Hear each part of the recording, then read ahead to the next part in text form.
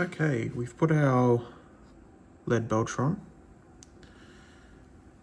A little rough, but that's okay. Put the lead belcher on. We've done the camera. Now that's all that left is to get it ready to battle, is to shade it. Oops. To shade it and to do a base. We'll do the base shortly, but the shading. This is where I got mixed up a lot when I first getting started, not really understanding the effect these have. These are sort of the main two you're going to see sort of on everything. Easiest one to explain, null oil. It's kind of what it says. It adds an oil-ish effect. You can't go wrong putting this on guns unless for some reason you want the guns looking super artificial. Otherwise this sort of gives them more of a depth to them. They look like they've been maintained and used, so you can't really go wrong with this one on weaponry. Swords, the earth shade. This will make your model look dirty, basically. Some people like that, some people don't. Some people, you don't even have to shade this. You could leave them like that and be like, yep, she's ready, let's go. I do it, I just, at the very least, paint your base black so it looks okay, because that looks a bit like you're still working on it. But yeah, the earth shade, it will fill your recess as well. I find there's 3 ways you can do it. Put it everywhere, leave it, looks dirty. He's been fighting against Tyranids for 100 years. His armor hasn't been kept. He is filthy. You could also apply it everywhere and then go over the top with a layer paint, which we'll go through in another video. Basically, it brings the color up a little bit, keeps depth. You start moving into parade level models, or just if you're just really artistic and you're not really interested in the gaming side of it and more of the art style side of it, then you would probably do that. Thirdly, if you've got a bright color, especially if you've got a gray or a white, just put it in the recesses, because it will mess up those brighter colors really bad and you're going to regret it. I made that mistake when I first painted white and I just threw this over the top. Really wish someone told me about that. So you can use that really small brush we used for the eyes. This one here. You could use that on this and just drop it, literally just drop it into the recesses. So for us, it's going to be here. So you just drop it into the recesses, blah, blah, blah. You can cover the whole thing on null oil if you wish. I'm going to semi-wreck my model so you don't have to, figuring out what you like. We're going to, on the power fist here, I'm going to just cover this thing in the Agrax Earthshade, the whole thing, cover it.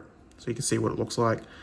Up top, I'm going to cover this in null oil, so you can see what it looks like.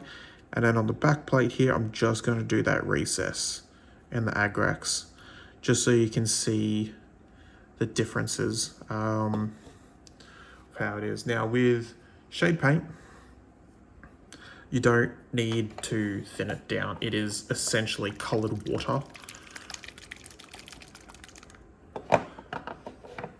So be super careful opening it. You'll find as you get into the community, there's a bit of a meme that everyone spills that, because trust me, everyone does. It's pretty normal. I wasted half a bottle because I accidentally knocked it over. So because we're just dropping recesses, we're just going to take it into the very, very tip. We're going to drop it in. If I go too far over, we're going to just go back and clean it up with our Macragge blue. So try and hold this so everyone can see. So like similar to the eyes, I'm sort of just touching, following where my brush wants to go in terms of the bristles. So I'm not fighting against it too much.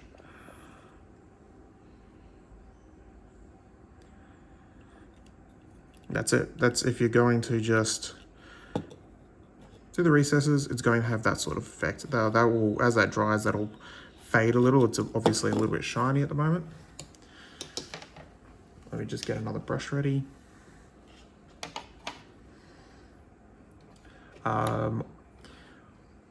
You can use any brush. For this, I am going to use my trash brush because I don't care. Like the bristles are all mangled, it's fine. Because I'm covering such a wide area and covering everything, it might actually be more helpful. So take a little bit off. You don't want it to pull because it's so watery. If you put too much on, it's gonna just pull. If it pulls, easiest way to do is clean brush with either dry and just touch it, and it should just soak up into your brush. If it's dried up a little bit on the model, then you're gonna have to put a bit of water. Otherwise, just wait, repaint it with your base color and go again. Honestly, it's not difficult to clean up shade paint, unlike contrast, which is a bit of a pain. So if we just paint this,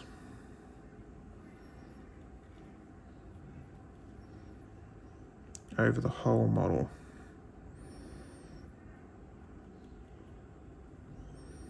As you see, it gets a lot dirtier. It's a bit shiny at the moment because of the it's wet and light. Sorry about that little edit there. I was playing with the light. Unfortunately, I can't get it any better because I am basically in a basement. So with the Nuln Oil, I'm going to put it on the top. So as you see, that's starting to look dirty as that dries up. Try and hold it close to the camera. And then the other option you can do is the Nuln Oil all over the top.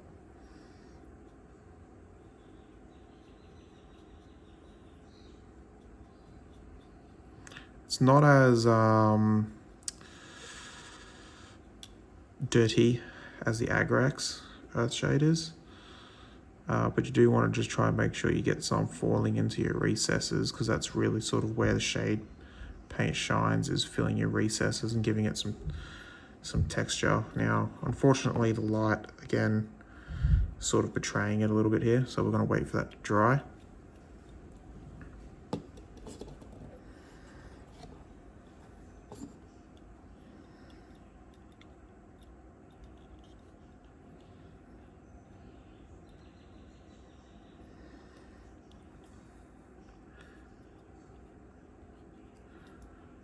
I'm going to wait for that to dry.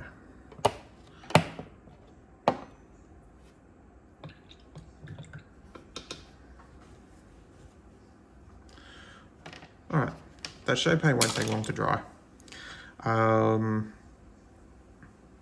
And it's hard to see, unfortunately, with the light situation I've got, but looks more dirty.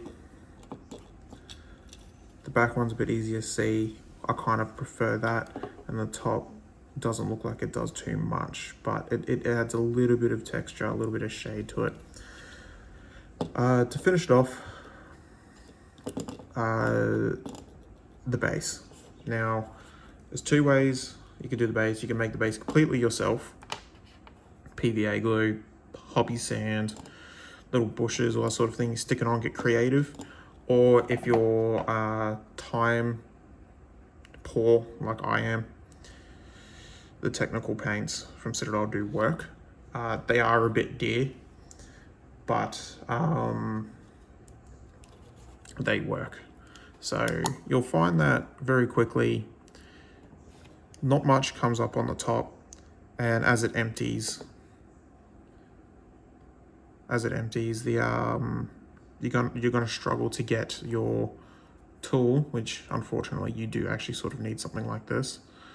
The Citadel textual, again, it's more money, but it works. To get it in the bottom, it's painful. We all know the motion of getting the tomato sauce from the bottom of your pot to the top of the pot by swinging it, pointing that towards the ground. It's exactly what you do, is you give it a good swing, and it all just ends up on the top. So if you go to the shop, they get you to put that onto a pallet. I don't think it's necessary. I think it's just more that they can control how much you use because it is expensive and they are sort of giving it to you to practice. And then you just, honestly, this is something you can't stuff up. You dab it on. If you want a specific look, you paint the undercoat of that. We're just doing mud, so I'm just covering it. If you wanted to look like sand, you could do a light color underneath, dry brush a yellow on top, if you wanted to. As you see here, we're going to just... I apologize for the poor lighting situation, the poor camera situation. It is obviously my first video. I'm doing this just more for fun. Hopefully the audio alone is enough to help a couple of new painters out. If I help one person, it's made this fun little project of mine worth doing. If you get some stuck to the model, I honestly leave it. He's walking through mud. Like, why would it not get stuck to his feet? You know, it adds a little bit of realism.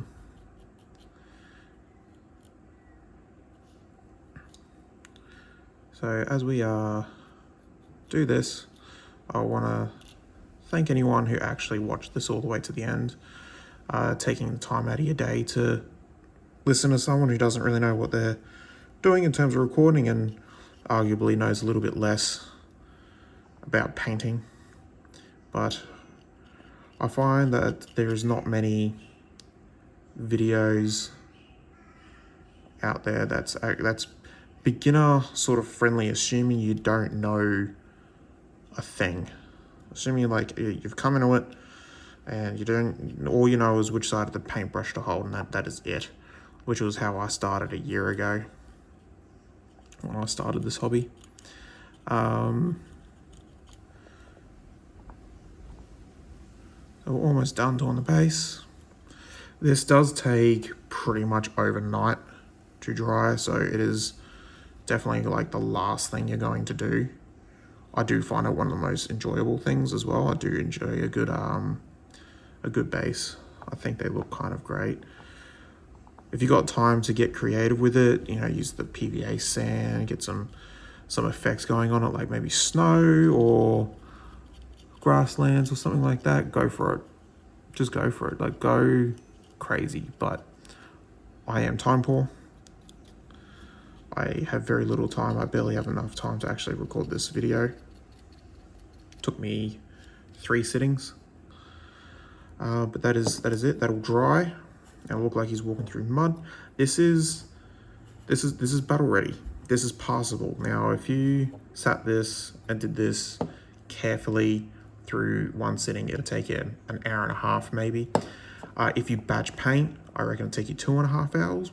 I might go through batch painting in a different video, but it's fairly self-explanatory, to be honest. You do a number of models all at once. But if you're going to do that, I would always suggest completing one first, so you have a blueprint of what you want, and then you can follow suit with the rest. So remember, in terms of your paint, if you're doing ultramarines, which I suggest you do as your first ones, everyone will kind of say that your base, but they're easy to paint. I think they're pretty cool. These 2 colors will get you out of trouble, and then you can use whatever other acrylic paints you have, Vallejo, Army Painter, Express Paints, to do the gunmetal and the black, all that. But these 2 are sort of the GW blue and gold that really make ultramarines look like ultramarines. So we use those 2 first. We have our 2 blacks. I didn't actually end up using the Abaddon base black. I used this one, but if you're first time painting, pick this up. Practice thinning down your black. Put your black on carefully. It's harder to do, but it's much more forgiving if you make a mistake, as opposed to this, where it's easy to put on, but much less forgiving if you make a mistake. Then lead belcher. I still think this is one of the better gunmetal colors, but again, it's your model, do what you want. We used our Blood Angels contrast red to do the eyes. For things like eyes, the small camera as well, right there. Even the purity seals. I actually do not suggest using base paint. If you use the Citadel Color app, it'll tell you to use Mephiston Red. The base paint really struggles to kind of not go everywhere, so just pick up a contrast of whatever color you want the eyes to look like. Use that. It'll save you a lot of time. If you mess up, you just repaint the helmet. Again, because these are push fit models, take off your arms, blue tack over it, spray just the head, just try again. And if you mess up, honestly, you're going to mess up your first couple models. Don't worry about it. You should see the first model I ever painted, which I actually have right here. It looks horrid. Got paint where it's not supposed to go. It's fine, but he stays here to remind me how far I've come. Then we did our shades. I went through what they do. I would suggest, you can't go wrong, put your non-oil on your weapons. It's going to always look good. Your Agrex Earthshade, if you want a cleaner looking model, just pop it in your recesses. Or even just put it on certain parts. I may actually even leave that gauntlet dirty, as it looks like it's been in some wear and tear, and then I may just drop it in a couple of recesses, like perhaps the belt. I might put a little bit of it on the white, but you want to be really, really careful doing that. I may end up using non-oil instead, but experiment. You're going to just mess up your first couple models. It's fine. You're going to get, if you get into it, you're going to have enough. I would also suggest don't sell your first models, because it'll show you where you've gone, how well you've done.